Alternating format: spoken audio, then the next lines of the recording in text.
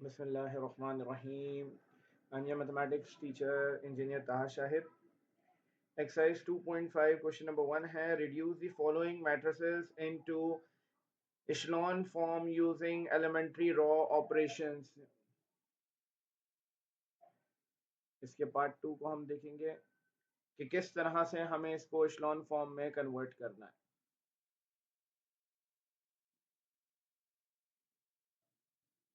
थोड़ा सा मैं कॉन्सेप्ट के बारे में बताता हूँ कि echelon form होती क्या है, किस तरीके से बनती है, क्या करना है भाई.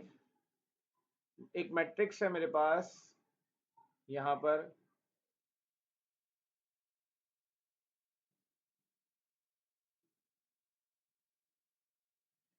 इशलॉन फॉर्म के लिए आपको रॉस को देखना होता है. रॉ का जो पहला एलिमेंट है, लीडिंग एलिमेंट, वो वन होना चाहिए. जीरो के अलावा अगर कोई एलिमेंट है तो वो वन होना चाहिए. दूसरी रॉ पे आ गए, जीरो के बाद अगर कोई एलिमेंट है तो वो वन होना चाहिए. तीसरी रॉ पर आ जाएं, जो जितने भी जीरो हैं बेटा, उसके बाद जो हमारे पास एलिमेंट है वो वन होना चाहिए. तो यहाँ पर ऐसे ही है कि जीरो जितने भी हैं उसके बाद जो एलिमेंट है वो वन है. वन जहां लिखा हुआ है, वन के नीचे जीरो होने चाहिए. वन के नीचे जीरो होने चाहिए. यहाँ भी वन के नीचे जीरो मौजूद है. यहाँ वन के नीचे कोई एलिमेंट नहीं है तो ये एक्सेप्टेबल है.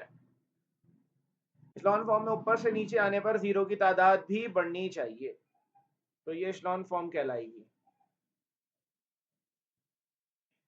फॉर एग्जाम्पल मैं अगर यहाँ पर एक और फॉर्म लिख देता हूँ, 0 0 0 1 0 0 2 3 0.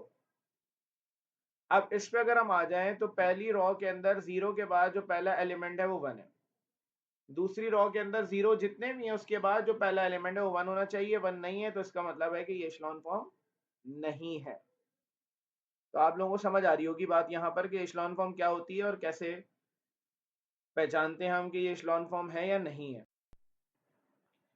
अच्छा, तो हमें यहाँ एक एशलॉन फॉर्म बनानी है इसकी. एशलॉन फॉर्म के अंदर सबसे पहली बात यह है कि जो पहली रॉ है उसका पहला एलिमेंट ज़ीरो या वन होना चाहिए, तो वन ऑलरेडी मौजूद है.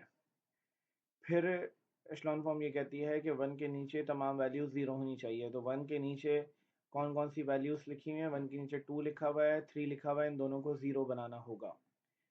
तो अब इन दोनों को ज़ीरो कैसे बनाएं, सवाल ये पैदा होता है. ये अप्रॉक्सीमेशन का साइन है. मैंने दोबारा से यही मैट्रिक्स लिख दिया. एलिमेंट्री रॉ ऑपरेशन ये कहता है कि दो रॉस को आपस में ऐड कराया जा सकता है, सब्ट्रैक्ट कराया जा सकता है, किसी नंबर को रॉ से मल्टीप्लाई कराया जा सकता है, किसी नंबर को रॉ से डिवाइड कराया जा सकता है. दो रॉस को आपस में मल्टीप्लाई नहीं करा सकते, ऐड सब्ट्रैक्ट करा सकते हैं. एलिमेंट्री रॉ मेथड का मतलब है. अब हम यहाँ पर टू के नीचे हमें लाना है जीरो. तो हम करते क्या है कि जो हमारे पास अगर पहला एलिमेंट वन आ जाता है ना, सबसे पहला काम हमें इस पहले एलिमेंट को वन बनाना है. अब ये वन जब आ गया ना, तो हम जो पहली रॉ है उसको नीचे माइनस कराएंगे. ये ऊपर वाला वन नीचे माइनस होगा, ये ऊपर वाला टू नीचे माइनस होगा, ये ऊपर जो माइनस वन है ये नीचे माइनस होगा. सही है. अब बेटा मुझे इस वैल्यू को जीरो बनाना है. तो मुझे यहां पर अब ये सोचना है कि जो मेरे पास वैल्यू है, इस वैल्यू में इस वन को मैं किससे मल्टीप्लाई कराऊं तो ये जीरो हो जाए. तो आपके पास लिखा हुआ है टू माइनस वन, और वन को किससे मल्टीप्लाई कराऊं तो ये सब्ट्रैक्ट होकर जीरो हो जाए. तो मैं अगर इसको टू से मल्टीप्लाई कराऊंगा तो टू माइनस टू ये जीरो हो जाएगा. तो मैं यहाँ टू लिखूंगा मल्टीप्लाई में. इसी तरीके से टू फिर सब वैल्यूज के साथ लिखा जाएगा. अगर एक दफा लिख रहे हैं एक वैल्यू के साथ तो सबके साथ लिखा जाएगा. आगे हमें मेंशन भी करना है कि हमने किया क्या है. दरअसल हमने किया ये है कि रॉ टू जो थी हमारी, उसमें हमने माइनस कराया रॉ वन को, और रॉ वन को हमने टू से मल्टीप्लाई करा दिया.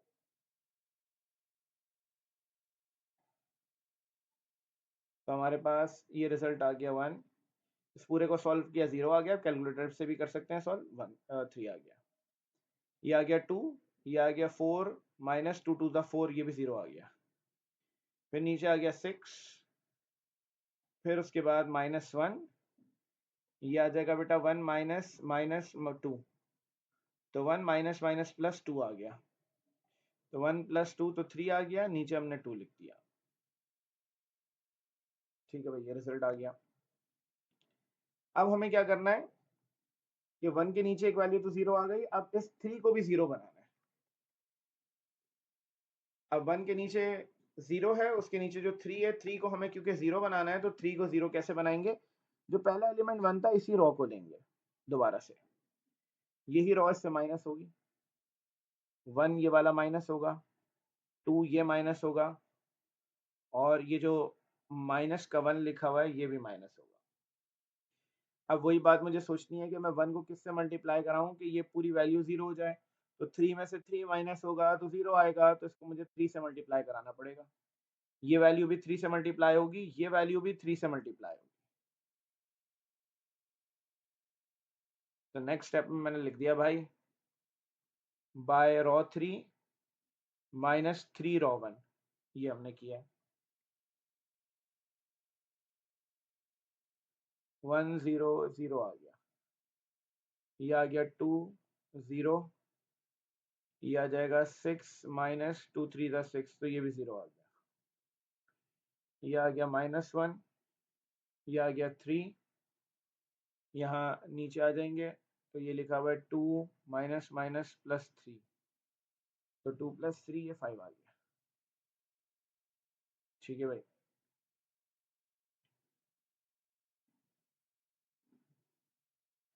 अब बच्चों, जो पहली रो का पहला एलिमेंट था वो 1 था, 1 के नीचे तमाम वैल्यू 0 है। अब दूसरी रो पर आ जाएं, दूसरी रो में 0 जितने भी हैं, 0 को छोड़कर जो भी नंबर आएगा वो 1 होना चाहिए, जबकि यहाँ 3 लिखा हुआ है। तो अब हमें इस 3 को 1 बनाना होगा। अब इस 3 को 1 कैसे बनाएं?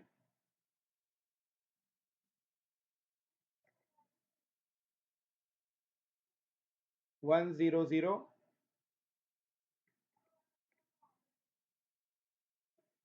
यहाँ पर लिखेंगे 2 0 0 -1 3 5। अब बेटा इस 3 को मुझे क्योंकि 1 बनाना है, तो मुझे 3 को 3 से डिवाइड करना पड़ेगा, तो ये पूरी रो 3 से डिवाइड होगी। तो मैंने लिख दिया भाई, bye R2 divided by 3, R2 को 3 से डिवाइड कर दिया, तो 1 0 0 आ गया, 2 0 0 आ गया, -1 1 5 आ गया। अब इशलॉन फॉर्म ये कहती है कि भाई, अब बेटा इस 1 के नीचे हमें, क्योंकि अगर आप रो पर आ जाएं यहाँ पर, तो इस रो में 0 जितने भी हैं उसके बाद 1 आ गया, 1 के नीचे भी 0 लाना है। तो 1 के नीचे 0 लाना है तो हम ऊपर वाली रो को नीचे माइनस करा देंगे, मतलब जो सेकंड रो है इसको माइनस कराएंगे नीचे, ये 0 नीचे माइनस होगा, ये 0 नीचे माइनस होगा, ये 1 नीचे माइनस होगा। 1 को हम किससे मल्टीप्लाई कराएंगे? 0 आ जाए तो हम 5 से मल्टीप्लाई कराएंगे, इसको भी 5 से मल्टीप्लाई कराएंगे, इसको भी 5 से मल्टीप्लाई करेंगे। तो मैंने लिख दिया भाई R3 divided by 5, sorry divide नहीं किया, बाय R3 -5 R2।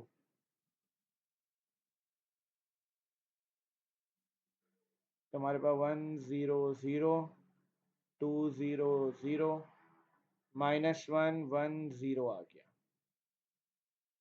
तो ये एशलॉन फॉर्म बन गई है भाई, कि रो का पहला एलिमेंट 1 है, 1 के नीचे 0 है, सेकंड रो में 0 के बाद जितने भी एलिमेंट्स हैं वो 1 है, उसके नीचे भी 0 है, थर्ड रो के अंदर सब 0 है, एक्सेप्टेबल है, सब 0 हो तो एक्सेप्टेबल है। आंसर आ गया।